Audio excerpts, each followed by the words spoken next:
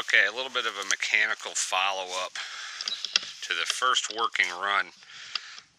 After I ended the video, I did get into steering clutches, spring adjustment, as well as brake band adjustment down there. First thing I noticed though, right after I shut the machine down, by hand, this whole casing was pretty warm. It wasn't hot, but compared to the right side that was working just fine, that was cold. This is hot. So, to explain a little bit on what I think was happening,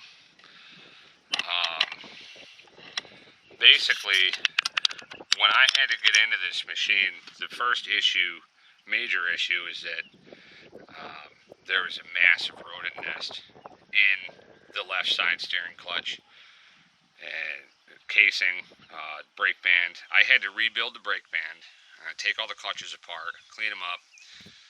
It was a total mess. And in that process, I had to get new liner material, new brake liner for the brake band. So it's a drum with a band that goes around it, and the pedal compresses it. And when we first started up and it was still on blocks, I knew it was going to happen. It started to burn off some of the material because it was so tight. And I tried to readjust it off, but what I think happened after running the machine for an hour and a half, 2 hours, too much constant drag and friction, and that heated up the whole unit. So if you've ever rode your brakes down a hill, they stink and they don't work. Friction creates heat, which creates slop and mess when it comes to that type of mechanical setup. So I'm going to try to adjust the brake band off, loosen it a little bit. One of my issues with that though is while I was working on it and I had thicker liner material, the thicker liner material shifted the geometry of how that setup works, and I had to take the original banjo bolt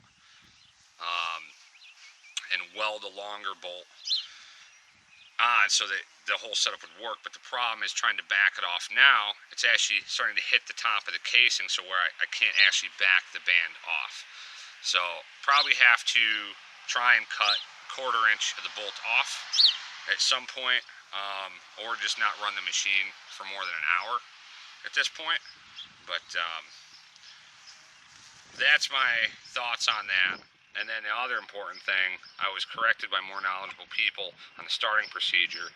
One of the most important things I was corrected on was to leave the injection pump off for the diesel during the warm-up, because if you put fuel to it with no compression and you're not trying to start it, you're washing the cylinder bores. It'll do just fine with crankcase oil. So leave the injection pump off until you're pretty much ready to start the machine and the diesel side is warmed up. So that's our follow-up. We'll see what happens next.